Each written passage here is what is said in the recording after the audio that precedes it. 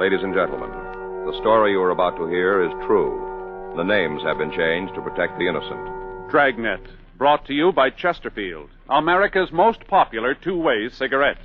Chesterfield King Size at the new low price, and Chesterfield Regular.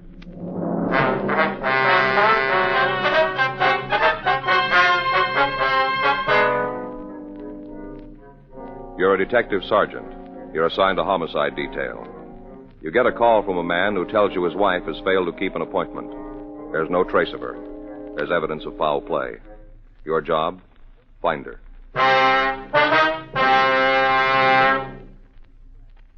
This is the best. Chesterfield. And the time to change today. In choosing your cigarette, be sure to remember this. You will like Chesterfield best because only Chesterfield has the right combination of the world's best tobaccos. Tobaccos that are highest in quality, low in nicotine. Best for you. All of us smoke for relaxation, for comfort, for satisfaction. And in the whole wide world, no cigarette satisfies like a Chesterfield. Get a carton of Chesterfields today. Chesterfield Regular, Chesterfield King Size. Both at the same price in most places. This is the best. Chesterfield. And the time to change today. In regular or king size, you can get 'em either way. The best smoke ever made's the Chesterfield you buy today. Smokers coast to coast are changing, it's a cinch to do. Here's all you have to say to get the one that's best for you. Chesterfield's for me, Chesterfield's for me. You just say it's Chesterfield's for me.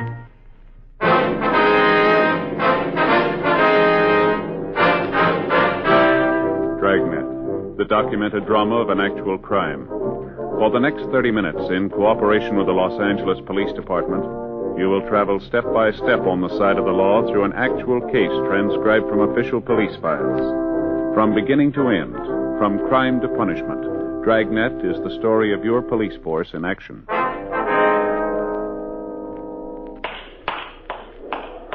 It was Friday, August 7th. It was warm in Los Angeles. We were working the night watch out of homicide detail. My partner's Frank Smith. The boss is Captain Lorman. My name's Friday. I was on my way back from missing persons, and it was 1:27 a.m. when I got back to room 42. Homicide squad room. Hi, Joe. You talked to Graham? Yeah, I just got in. How'd they do? Well, they came up with a kid. Where'd they find him? The boyfriends. They were watching TV. The missing youngster had told his friend his mother knew he was there. Uh-huh. Everything's all right then, huh? Yeah, I guess so. Graham said the kid's going to have to eat standing up for a few days. You know, it's a funny thing about parents. What do you mean? A thing like this happens and all they care about is getting their kids back. Mm-hmm. After a while, they begin to think about it and get sore. Doesn't make a lot of sense. Well, you figured you got a couple of kids. Yeah, I guess it'd be the same way. I got it. Homicide Friday. Yes, sir, that's right.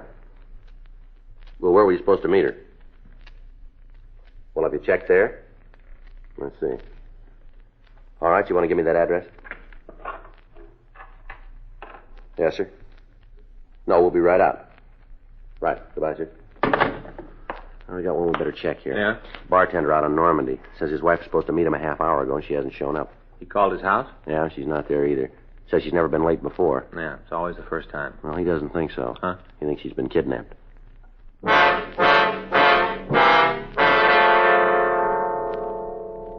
Frank and I left the office and drove over to the bar. It was located on the corner of Normandy Avenue and Monroe Street. In the event the story we'd gotten on the phone was true and the woman had been kidnapped, we parked the car down the street and I walked back to the place. A couple of minutes later, Frank followed. We met the man who'd placed the call, George Cabot. We asked him to tell us what was wrong. Sure didn't waste any time getting here. You want to tell us what's happened? Yeah, my wife's gone. How do you mean? Ethel's disappeared. Well, when'd you see her last? This morning when I left the house. Have you talked to her since then? Yeah, at 12:55 tonight. She called here to tell me she was on the way down. Mm-hmm. Did she seem all right then?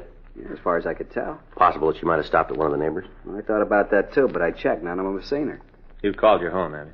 Yeah, I didn't get any answer. I tell you, something's happened to Ethel. I'm about to blow my cork not knowing what it is. Well, maybe she's still at the house and didn't hear the phone ring. Yeah, I figured that, too. Maybe that's her. Hello, Ethel, what? No, this is Cabot's Bar and Grill. Yes, ma'am. Who? No, I didn't see him tonight. No, I'm sure. Yeah, I'd know him. No, lady, I'm not lying for him. He isn't here. Yeah, if I see him, I will. Yeah, good night. Wasn't her. Yeah. Woman's in the same fix I'm in, only she can't find her husband.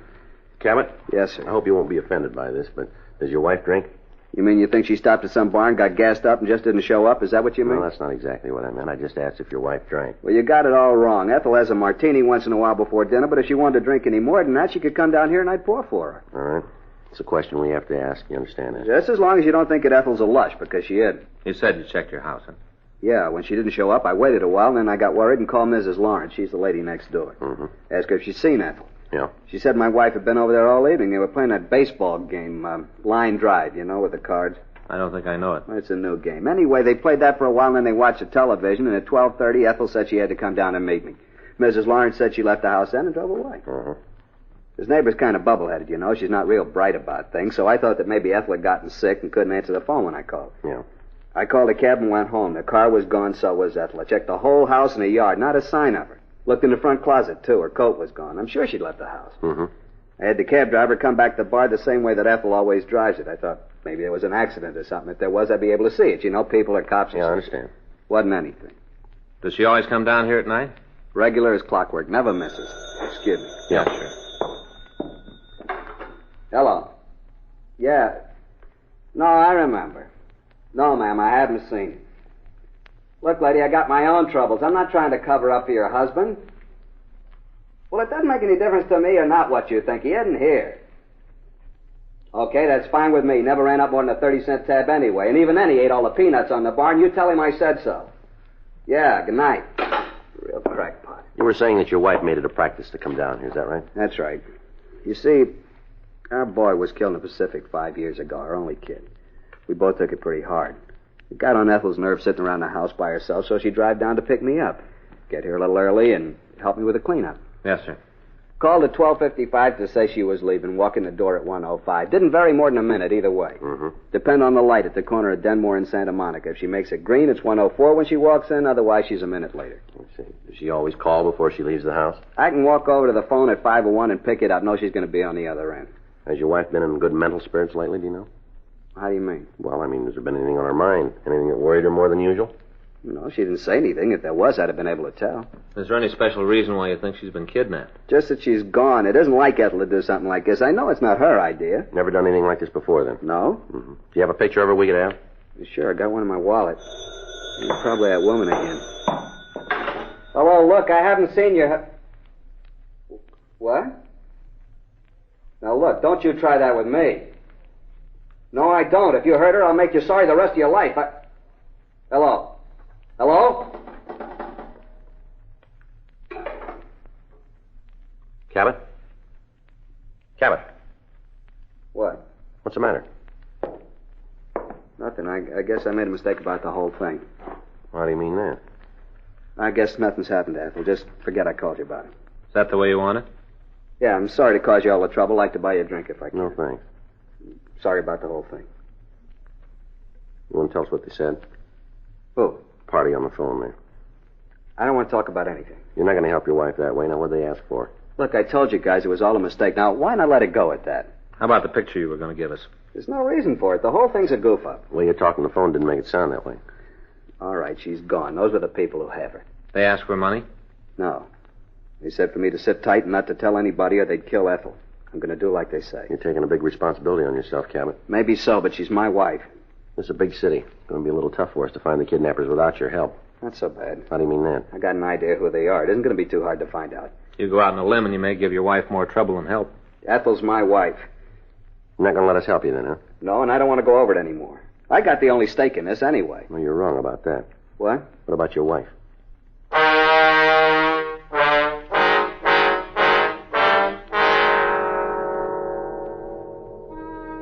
Because of his attitude, it was useless to question George Cabot any further. We left the bar and got in touch with the office. We made arrangements for a complete 24-hour surveillance to be kept on him. In most cases of this type, the kidnappers usually demand that the victim's friends or relatives stay away from law enforcement agencies. They do this to stall for time. Statistics prove that in the vast majority of cases, the victim's fate was decided long before the kidnapping occurred.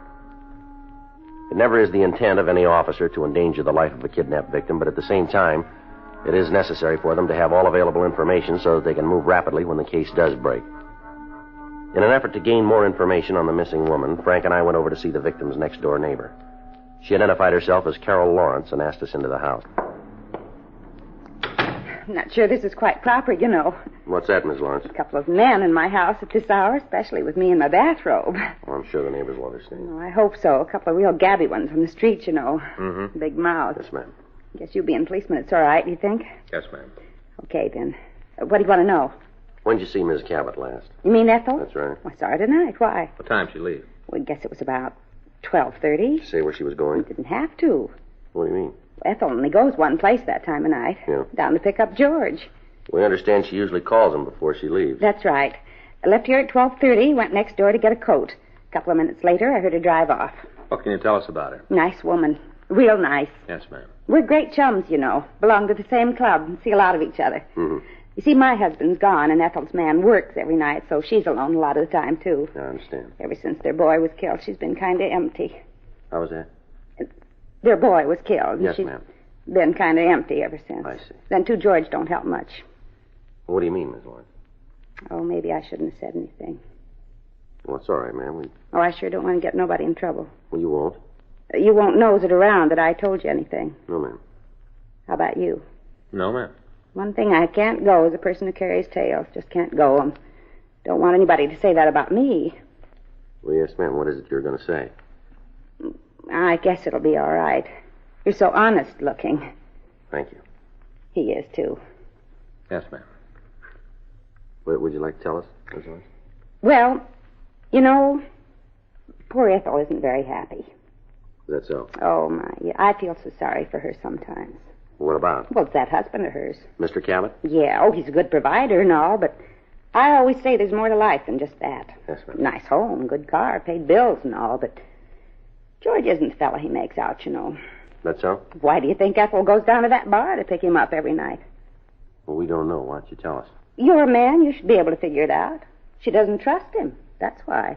Uh-huh. All those girls hanging around the bar. Ethel notices things like that.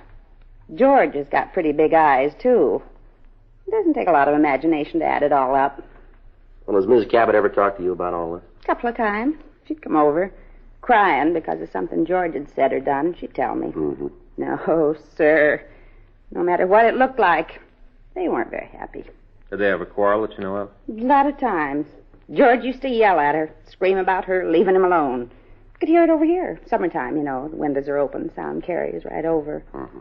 Couldn't really not hear it. And mind, I didn't try. Yes, we understand. Any of these quarrels ever get violent, do you know? You mean, did George ever hit her? That's right. Oh, you bet he did. Gave her a black eye once. Took a couple of weeks for it to go away. Poor Ethel. She tried to hide it with makeup, but you could still tell. I see. When she left, did she say that she was going down to pick up her husband? Yeah. Told me she had to go get George. Made her a little mad tonight. Why is that? Missed the last part of the movie on TV. I see. Ethel had to leave before we found out who the swindler was. Uh-huh. Can you tell us what kind of a car the Cabots drive? Pontiac. Coupe or sedan? Sedan, light blue. What year? This one. Brand new. Mm-hmm. Do you happen to know the license number? No. Didn't give that to you. Didn't pay a lot of attention. Do you know if they do business with one service station? No, I can't tell you that. Can you give us a description of Mrs. Cabot? Sure. I'll give you a picture if you want We'd one. appreciate it. It's no trouble at all. All right. I've got a scrapbook here. Some shots of Ethel. Mm-hmm. Ah, here's that pencil sharpener I was looking for. It's here now. I know it's here.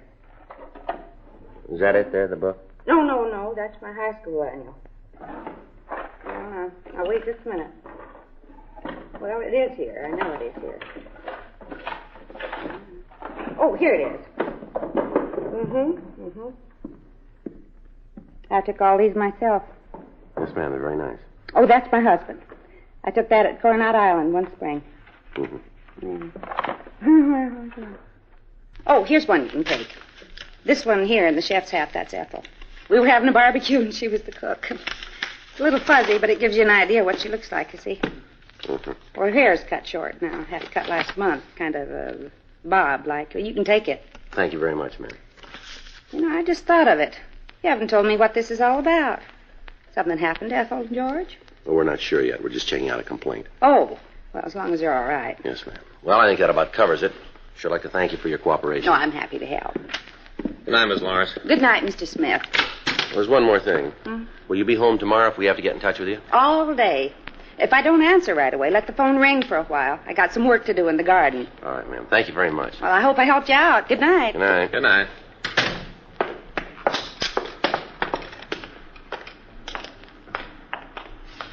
What do you think? I don't know. The way she tells it, something's out of line, isn't it? Well, Cabot seemed to be pretty upset when he got that phone call. There's only one big trouble with that. What do you mean? Maybe that's what he wanted us to think.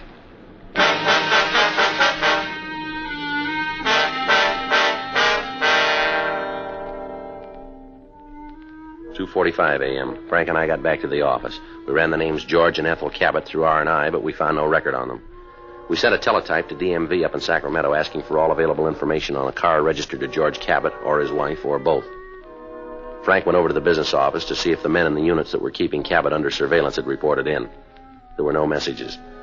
We made a 15.7 report directing it to Captain Lorman, telling him of what had happened and what action we'd taken. At 3:52 a.m., we were ready to leave the office. You all set? Yeah. Now, let's go. All right. I get it. Make it fast, huh? Homicide, Friday. Where? Yeah. Okay, we'll be right over. What do you got? Ethel Cabot. Yeah? They just found her.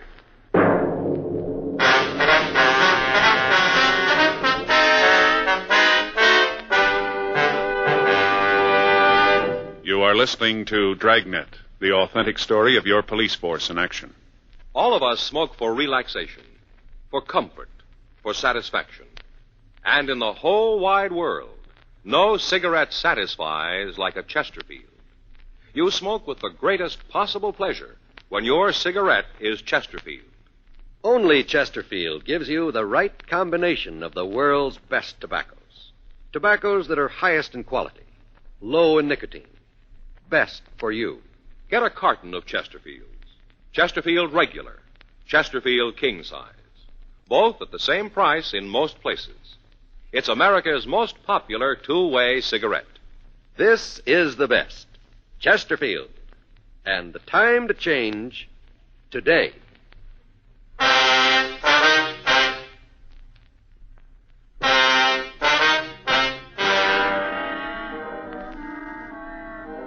Frank and I left the office and immediately drove over to Georgia Street Receiving Hospital. When we got there, we talked to Dr. Sebastian, and he gave us the whole story. The woman had been found lying by the roadside. She was picked up by a motorist. He'd taken her directly to the hospital. Sebastian went on to tell us that from her appearance, Ethel Cabot had been severely beaten and then rolled or dragged in hot tar. Her clothes were covered with it. Her hair was matted. The doctor said that the woman's head had been shaved and that most of the tar had been removed. A tentative identification had been made through a letter found on her person when she'd been brought in. An attempt was made to call her husband, but there was no answer at either the bar or at their home. Frank and I waited until the woman had been treated, and then we went in to talk to her. She was in a state of severe shock, and she was incoherent. Don't hit me anymore. Please don't hit me anymore. Out of her head. Yeah. I didn't do anything. Don't hit me. Miss Cabot. Miss Cabot. Please let me go. Please. You're all right now. There's nothing to be afraid of here. You're lying. You're in a hospital, Miss Cabot. You're all right. Don't let him get me anymore. Don't let him touch me. Nobody's going to hurt you, Miss Cabot. Where's George? We're trying to reach him, ma'am. I don't want to see him. Not ever. All his fault. George caused this? They told me. Well, who said that? Both of them. They said they were doing it for George. There were two people? Yes. They kept hitting me. They poured the tar over me. Wasn't anything I could do. Nothing. Did you know these men? They kept hitting me. George, tell him to stop. Not anymore, please. Not anymore. Miss Cabot, do you know who the two men were? No, I don't know them. They didn't have any reason to do it. Except for George. That's what they told me. I didn't know they were going to hit me like that. Did you hear a name? No, I don't know them. Did either one of them call a name of any kind? Please make him stop. Don't let him pour any more tar on me. Miss Cabot. Burns. I can't stand anymore. Miss Cabot, can you tell us what the men looked like? George, tell him to stop. Tell him. Miss Cabot. No, we're not going to get much more out of her, Joe. No. Better get a policewoman up here to stand by. Yeah. George, make him stop.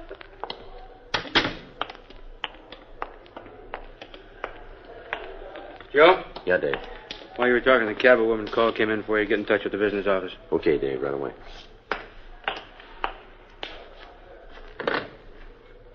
They probably got a line on Cabot, huh? Yeah.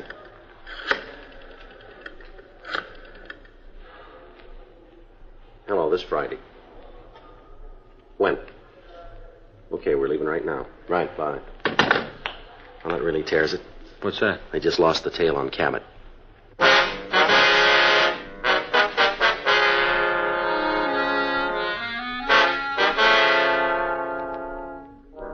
Frank and I went back to the office. We got in touch with the unit who'd been assigned to keep Cabot under surveillance. They told us that the man had gone downtown and had entered an all-night movie. In the darkness, he managed to get away. A team of men was sent out to his house, but he hadn't returned.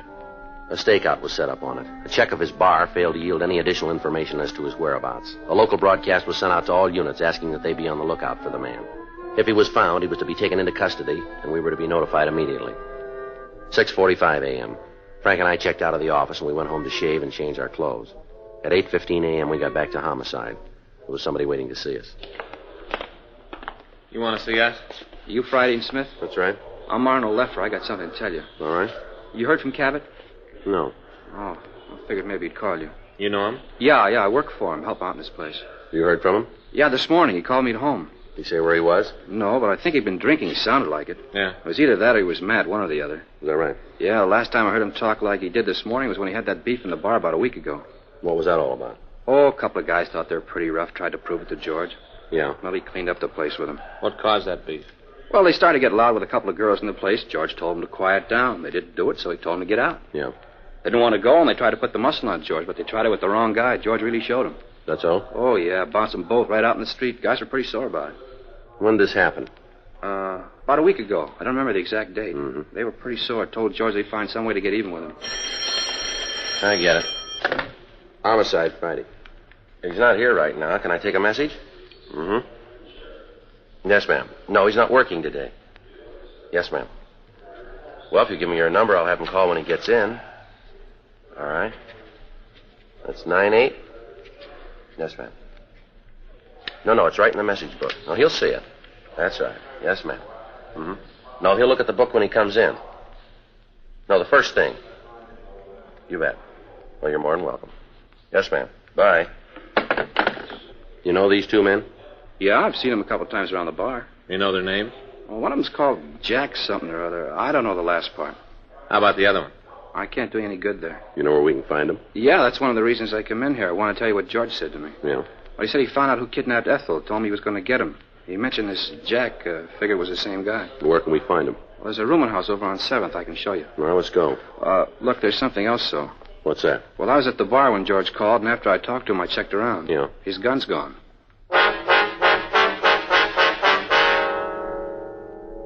Frank and I left the office and drove over to 7th Street. The bar boy pointed out the rooming house where he said we could find Jack and his friend. We checked with the manager and found that two men answering the description we'd gotten shared a room on the 3rd floor. We left Arnold Leffer in the car and we went up to the room. Should be the last one. Yeah. Wonder if Cabot's gotten here yet. He has. Come on. Let's kick it in. All right. All right, Cabot, let him go. Are we going to Let him kill go. him? Get him away. All right, come on. Please don't stop me. He's crazy. This guy's crazy. Come on, Cabot. Take it easy now. Come on. Come on over here. Get over there. Oh, you should keep him away from me. Go on, move. No. What do you think you're going to prove doing a thing like this, Cabot? A couple of minutes more, I wouldn't have cared. We found your wife. She's going to be all right. Yeah, I know. You didn't help yourself much doing a thing like this. He's crazy. You shut up. All right, now, come on. Calm down, both of you, and stand still. All right. How about this one? Name's Rico Martin. Him and Jack took my wife. They admit it? Yeah, they said they did it to get even with me for the fight. Well, we didn't hurt her. We just scared her a little bit, that's all. They're right. Well, what difference does it make? We're going to beat it anyway. You are, huh? Sure. All we've got to do is come up with the right plea. Yeah, you got it all figured, haven't you? Sure, there's a lot of ways we can go. Yeah, we got one in mind.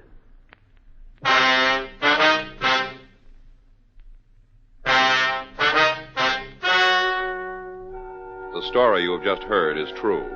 The names were changed to protect the innocent. On December 14th, trial was held in Department 98, Superior Court of the State of California, in and for the County of Los Angeles. In a moment, the results of that trial. Now, here is our star, Jack Webb. Thank you, George Fenneman. Believe me, there's no substitute for quality. That's why I'm so sold on Chesterfields. The Chesterfield you smoke today is the best cigarette ever made. Regular or king size, Chesterfields really are the quality twins. I hope you'll try them, not because I like them, but because you will. They satisfy millions.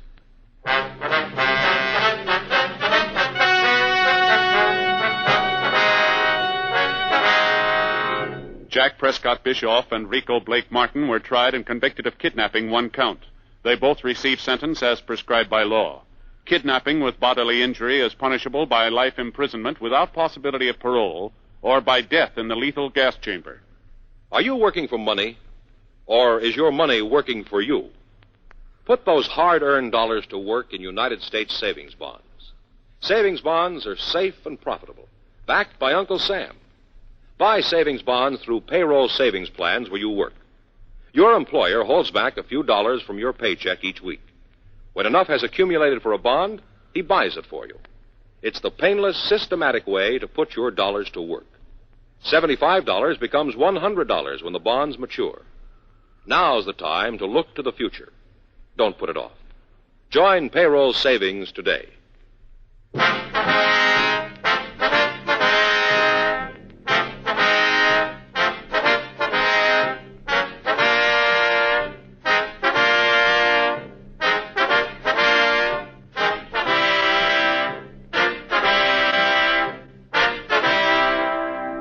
You have just heard Dragnet, a series of authentic cases from official files. Technical advice comes from the Office of Chief of Police W.H. Parker, Los Angeles Police Department. Technical advisors, Captain Jack Donahoe, Sergeant Marty Wynn, Sergeant Vance Brasher. Heard tonight were Ben Alexander, Georgia Ellis, Harry Bartell, Virginia Gregg, Jack Crucian. Script by John Robinson, Earl Schley. Music by Walter Schumann. Hal Gibney speaking. Watch an entirely different Dragnet case history each week on your local NBC television station. Please check your newspapers for the day and time. Chesterfield has brought you Dragnet, transcribed from Los Angeles. Ladies and gentlemen, Gunsmoke, brought to you by L&M Filters, will now be heard on Saturday night. Chesterfield's Perry Como Show will be heard Monday, Wednesday, and Friday nights. Consult your radio listings for the time. That's Gunsmoke and the Como Show, both on another network. Hello, I'm Stu Irwin. And I'm June Irwin. Our cigarette is L&M Filters. They have the first filter we've tried that really does the job. It certainly is the miracle tip. Notice how easy it draws, and notice how good L&M's taste. You get much more flavor, much less nicotine. We'll be telling you more about L&M's come October 20th. We have a new TV show going on then, every Wednesday night. It's the Stu Irwin Show. Check your paper for the time and station. Be sure to join us. And meanwhile, try L&M's, king size or regular, both at the same low price.